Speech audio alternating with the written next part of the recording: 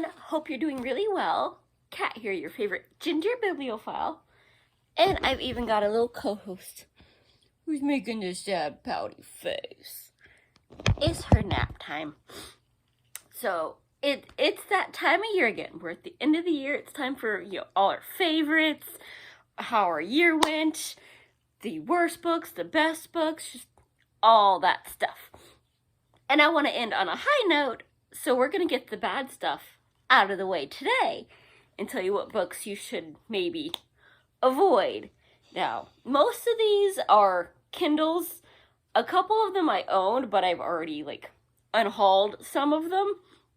And they're not in any particular, they are in a particular order, not of least to, best, worst, if that's a thing, but just I went through Goodreads and was like, all right, yeah, these are the ones that they didn't do it for me. And so it's just from the most recent to the first book that really ticked me off. So we're doing reverse chronological because that's the way it listed it for me when I was going through what I read this year. So I'm going to have to see if my phone will let me edit and go, here's the picture, because they're somewhere buried on my shelf where I already got rid of them if I own them. Winter of the Wicked by J.L. Vampa, and this is part of the Sister Solstice series. And the first book in the series, the one for the Autumn Witch, I freaking loved. It was romance, but not. It's more of, I married this person and I hate them. Oh, wait, I actually don't hate them. And, it kind of continued, they had some drama. It's a trilogy. But I just freaking hate the Winter Witch. That sister just, they tried to redeem her at the end and go, well, yes, she sucks, but this is why, this is how her life has been. But I read to, be in a good mood, and she just made me mad. So, I guess, in a way, it's magical, so, not real, but it's kind of realistic, and, yeah, you could experience this, and it might turn you into this, but I want to escape and be in a good mood, and this made me angry, so that was a rant for me. And then one that I actually do have on my shelves that I'm sad I got is Wrong Side of Dead by Kelly Medding. And this one, it had so much freaking potential, but it kept trying to go, oh yeah, you thought you picked up the first book, you actually didn't. This was the latest book in the series at the time, so let's kind of give you a recap. But not enough to actually understand it. And then what really killed it for me was the editing. We would kill somebody and bring them back. We would know what they were, and then 100 pages later go, oh, I'm surprised this is what this shifter is. I didn't know they were a shifter. You literally worked with them on the first chapter, and they shifted in front of you to save your butt. So, is that your enemy? Are you friends? Did you just kill him? Did you bring him back 20 pages later? What? No, that one made me mad. And it had so much freaking potential. And that's kind of the same with this next book. I loved the first book in the series. It was freaking amazing. And it's the Coven and Bones series by Harper L. Woods. And, the first one, it's so freaking good. I was so excited for this sequel. And then, it's supposed to be, enemies to lovers, but it was just lovers while enemies. They would literally be like, I hate your guts. I can't wait to murder you. Oh my God, bang me so well. But I still want to kill you while I'm banging you. And that was literally half the book. The actual plot was really freaking intriguing, and it was good. It's this dark academia of our main character comes from a really messed up family that daddy basically raised her to be a murderer and was sacrificing her to get revenge for his sister because he couldn't because he's a dude and he doesn't have any power, and he's pissed about that. So, well, you're a daughter and you're worthless, and it's not fair that you have power and I don't. So I'm going to make a deal with the literal devil to get revenge, and you're going to be the payment. Oh, wait, you want to bang the devil, except for you also want to kill him because, he's the devil and he's kind of screwed you over. But y'all are going to bang while plotting murder. but we're so in love, too. Like, I mean, I get, like, if they don't make you angry enough that you want to put their head in a wall on occasion, you clearly don't care that much about them, but that's not supposed to be a daily, I want to murder bang him. Explicitly. Yeah. So that one, it had so much potential, and then it didn't. But I guess if you like spicy, then it's probably good, because that's most of it. Oh, and we got my other little man. Yes, we got the fan, who's you can kind of see. And we got my little man.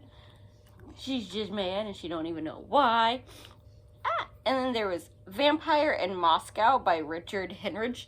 And this was like one of them super old school, like, I guess paperbacks from hell kind of deal that I read for, Summerween, because I love Halloween. I like to keep people confused. Note the flowers and the bats on my wall that stay up year round.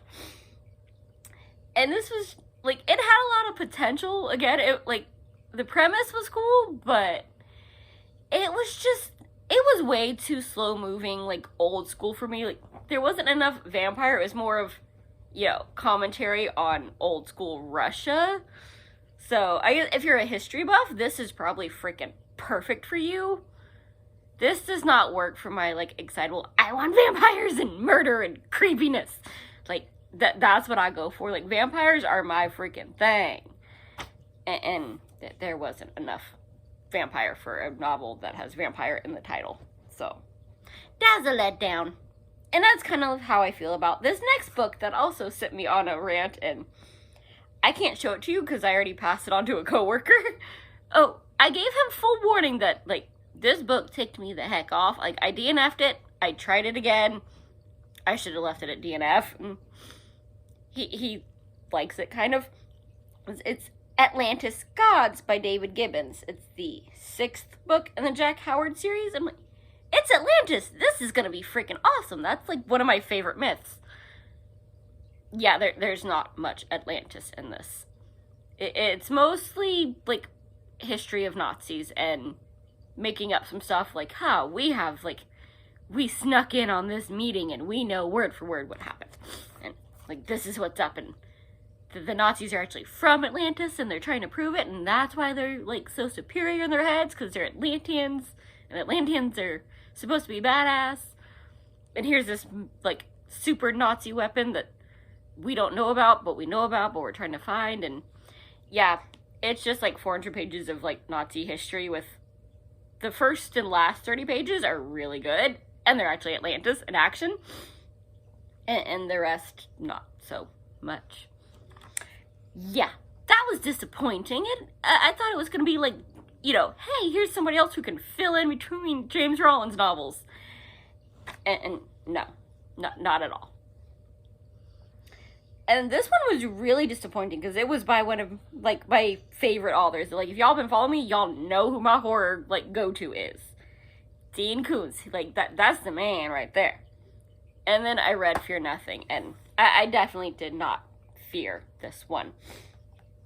Like, what really killed it for me, like, it was kind of suspense, but just not, like, I started off, I found him through The Taking.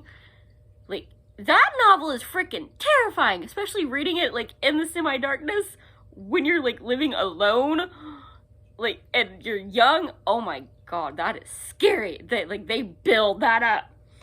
And then I read Fear Nothing, and it takes place over a couple of days, and there's basically, like, medical experiments. And I think he, like, tried to do, like, a bonding kind of thing.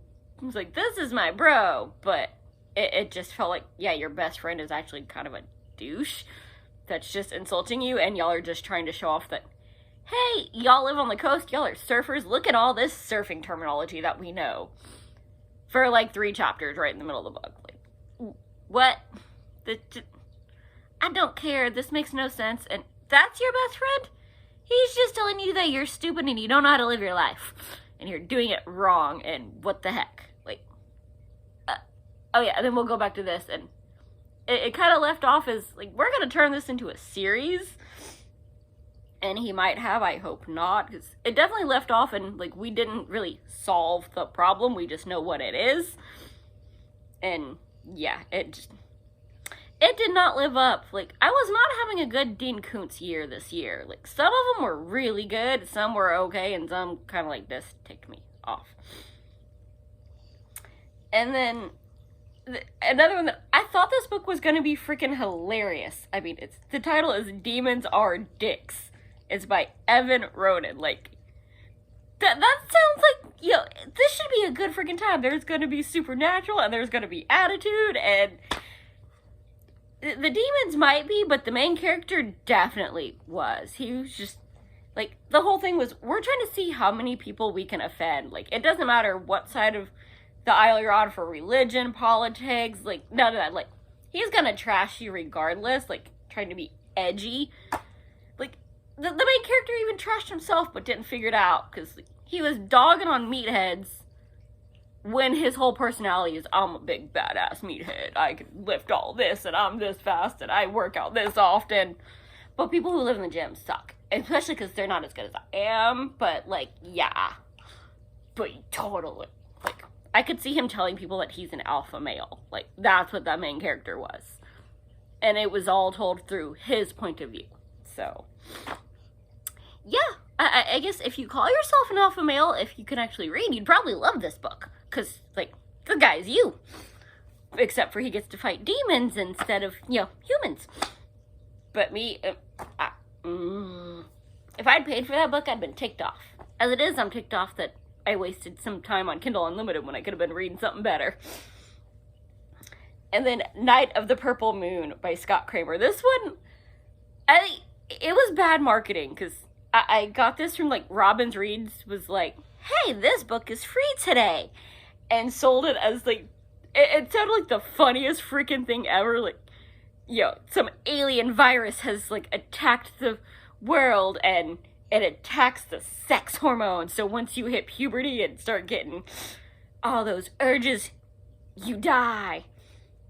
And that's, like, I mean, that sounds freaking hilarious. Like, they literally call it the sex hormone in the description of the book. Like, what? This sounds freaking hilarious. And it's just, like, everybody wakes up when it's like, hey, the sky's all purple and pretty. Why is Daddy dead in the backyard? Great, now I gotta raise the baby with my brother, and we got, like, this post-apocalyptic thing going on that's all teenagers and under. So we're very young teenagers, because they're like, yeah, this one we just 16, but all of us are actually dreading our 13th, because somehow you magically hit puberty right on your 13th birthday, and then you die once you hit puberty. So they're all freaking out, and you've got, like, gangs and stuff, and we're trying to figure out how to restart society, but some of us don't even know how to wipe our own butts yet, and we're being bratty teenagers, and it was more of a young adult drama than the comedy that it read as. Like, even when I picked it up, I'm like, this is either going to be the funniest freaking thing I've ever read, or, like, the most what the heck no, and it was what the heck. And the first book of the year that really just, I think I did a full-on rant, like, this was one of my first videos of the year, was Villains Are Made by Alta Hensley. Like, the premise was awesome. Like, we have this basically, like, mob family, and a couple of brothers, like, a set of twins. And one of the twins gets busted, and he's supposed to go to jail, but then on the way to the courthouse to have the trial, him and his twin, like, switched clothes, and the helicopter went down. One of the twins died. The other one lived. And the one that died was, the one that was supposed to go to jail, but he was dressed up like the innocent brother and had his identity in his pocket, so now he's, like, alive.